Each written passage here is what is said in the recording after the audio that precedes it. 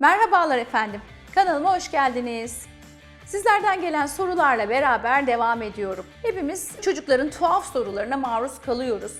Çocuklar dünyaya nasıl geldiklerini sorarlar, nasıl olduklarını sorarlar. Başlamadan önce kanalıma abone olmayı, bildirimlerden haberdar olmak için zil ikonuna dokunmayı unutmayalım efendim.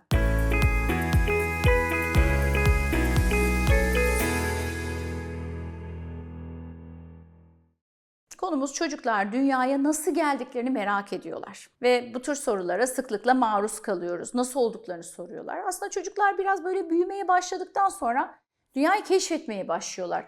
Dünyada neler oluyor? Bunları anlamlandırmaya çalışıyorlar ve merak ediyorlar. Buna yönelik de bize sıklıkla soru soruyorlar. Neden bu soruyu soruyorlar? Öğrenme duygusundan ileri geliyor. Yani çocuk merak ediyor ve öğrenmek istiyor. Bu çocuğun gelişiminin bir parçası aslında. Bu tür soruları aslında önemsemeli ve güzel cevaplar vermeliyiz. Bazen bu sorular anne ve babayı bunaltabiliyor. Sürekli soru sorması yıpratabiliyor. Ancak çocuğun soru sorması hem konuşma becerisini geliştiriyor, hem zihinsel kapasitesini arttırıyor. Dünyayı anlamlandırmak için de bu soruları sıklıkla annelerine, babalarına, ebeveynlerine soruyorlar. Merak duygularının körelmemesi için, öğrenmeye olan şevklerinin devam edebilmesi için, etraflarındakileri anlayabilmesi için çocukların sorularına aslında cevap vermeliyiz. Şimdi gelin bu sorulara birlikte nasıl cevap veririz bunları öğrenelim. Öncelikli olarak anne ya da baba size çocuk soru sorduğu zaman kısa açıklamalar yapın. Çünkü çocuğunuz sorduğu soruya eğer ki böyle çok uzun, detaylı açıklamalar yaparsanız çocuğun dikkati dağılabilir ve sıkılabilir. Bunun yerine kısa cevaplar, öz cevaplar vermek en doğrusu. Böyle yaparsanız çocuğun dikkati dağılmaz, konudan kopmaz ve bağlamdan uzaklaşmaz, kafası da karışmaz. Yani kısa ve net cevaplar. Cevabı verirken ses tonunuzun ve ifadenizin de daha yumuşak olması gerekiyor.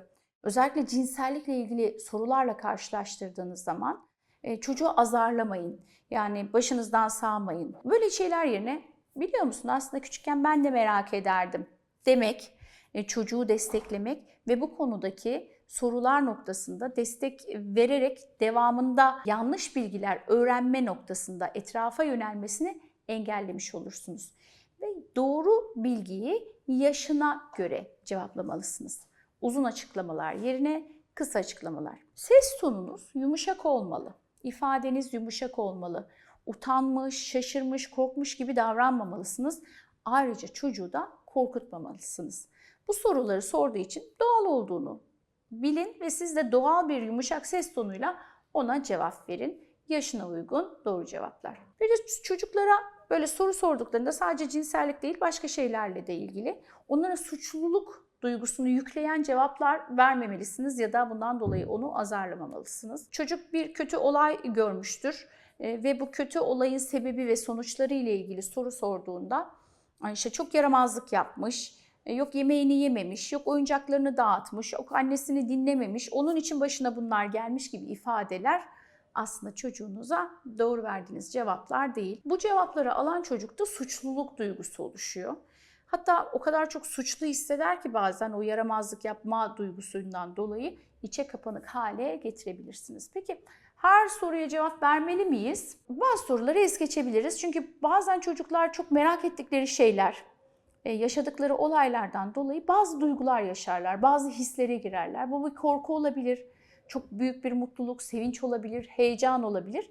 Bu duyguların neticesinde soru sorarlar. Eğer böyle bir duygu içerisinde olduğunu hissederseniz soruyu cevaplamak yerine bu duyguyu neden hissediyor, neler yaşıyor onu öğrenmeye çalışmak ve o duyguyu yansıtmak, onu anlamaya çalışmak çocuğa çok daha iyi gelebilir. Peki dürüst olmak noktasında ne yapmalıyız? Tüm sorulara doğru cevap vermemiz normal mi? Bazı kritik şeyler var. İşte çocuğun yaşına uygun, işte ölümle ilgili, travma ile ilgili cevaplara böyle çok yetişkinlerin anlayacağı dille cevap vermek yerine daha mizahi öğeler katarak ya da daha üzerinden es geçerek çok detaya girmeden onları korkutup sıkıntıya sokmayacak, psikolojisini etkilemeyecek cevaplar vermemiz aslında çok daha tatmin edici. Buna göre çocuğu rahatsız etmeyecek cevapları zihninizde planlayabilirsiniz. Hatta şimdiden bu soruların cevaplarını zihninizde belirleyin. Çünkü çocuğunuz bir gün size bu soruyu soracak. Yani ölümle ilgili, travmatik olaylarla ilgili sorular soracak. Çocuklar soru sorduğu zaman bazı ebeveynler çok bunalırlar. Üf ya, yine mi soru? Sus artık, yeter, ne kadar çok konuşuyorsun, şimdi bu nereden çıktı?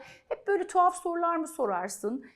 Gibi çocukları suçlamak yerine sorularını teşvik etmek lazım. Biliyorum her ne kadar çok zor olsa da çocukların özgüveninin gelişmesi için bu ebeveynler olarak yapmamız gereken şeyler. Merak ettiklerinden yola çıkarak siz de ona soru yönelterek bir sohbet yaratabilirsiniz. Aranızdaki bağı güçlendirmiş olabilirsiniz. Çocuklar küçük yaşlardan itibaren etrafında olan farklı olaylara, farklı şeylere, yeni renklere merak etmek için pek çok ilginç soru da ebeveynlerine soruyorlar. Bu doğal bir süreç ve bu doğal süreçte biz çocuklara nasıl yaklaşmalıyız? Çocuk genellikle 2-3 yaşından itibaren cinsellikle ilgili bir kendi cinsiyetini tanımaya başlar. Ya da işte bir kız çocuğu, bir erkek çocuğu için şunu söyleyebilir. Anne biliyor musun işte Efe'nin çeşmesi var, ondan çeşme yapıyor. Niye benim çeşmem yok gibi. Ya da kız çocuğu ya da erkek çocuğu cinsel konumu noktasında henüz bilgi sahibi olmayabilir. Saçı kesildiği zaman erkek çocuğu olacağını zannedebilir. Bir erkek çocuğu küpe taktığı zaman işte kız çocuğu gibi algılayabilir. Yani cinsel konumlarına henüz kazanmadıkları için bu tür durumlarda birazcık beklemek ve onları destekleyecek cevaplar vermek gerekiyor.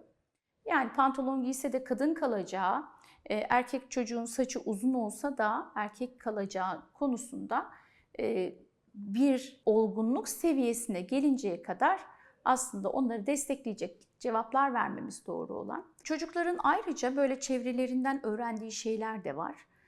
Onları taklit edebiliyorlar ve bu taklitlerin sonucunda da sorular yöneltebiliyorlar. Bazen anneler dumura uğrayabiliyor. Çocuğum sen nereden biliyorsun bunları? Ya da işte tam tersi amma çok soru soruyorsun. Seni otobüsten atarım, işte seni şurada bırakırım. Ya bir sus artık bunu cevaplamayayım gibi maalesef anneleri toplumumuzda çok da görüyoruz. Evet bazen çok bunaltıcı oluyorlar ama aslında doğru cevap şu an başım çok ağrıyor mesela. Eve gidelim de ondan sonra bu konuları konuşalım. Aslında biraz ütopik olacak ama bebeğim şu anda alışverişteyiz. Alışverişimizi yapalım. Hatta sen de bana yardım et. Eve gittiğinizde bütün sorularına cevaplayacağım. Anlaştık mı gibi bir cevap verilebilir mi? Verilebilir ama tabii bunu vermek birazcık zor olsa da doğrusu böyle yaklaşmak. Çocuklardan her gün içerisinde yüzlerce soru alıyorsunuz ve her bir soruyu bazen 10 defa, 15 defa işte anne bunun rengi ne, bunun rengi ne, bu ne gibi bıkmadan usanmadan her soruyu cevaplamak gerekiyor. Ben de annelik yaşadım, biliyorum ne kadar zor olduğunu. Ama böyle bir bezginlik ifadesiyle cevap yapmayın ya da işte bir bezginlik ifadesiyle cevap vermemezlik yapmayın. Kısacası çocuklarımıza cevap verirken kısa, öz, net açıklamalar yapmak, her sorduğu soruyu doğru cevaplamak, yaşına ve öğrenme seviyesine göre her şeyi detaylı anlatmamak gerekiyor. Yüz ifademiz yumuşak olmalı, ses tonumuz yumuşak olmalı. O an o konuyu bilmiyorsak bile daha sonra öğrendikten sonra şu an bilmiyorum ama sana daha sonra tekrar açıklayabilirim ve deyip gerçekten de çok araya zaman vermeden açıklamak gerekiyor. Evet efendim, bir videonun daha sonuna geldik. Cinsellikle ilgili çocukların sorduğu sorulara ne cevap vereceğiz? Onunla ilgili olarak da bu videonun ikincisini izlemeyi unutmayın efendim. Tekrar görüşmek dileğiyle. Hoşça kalın.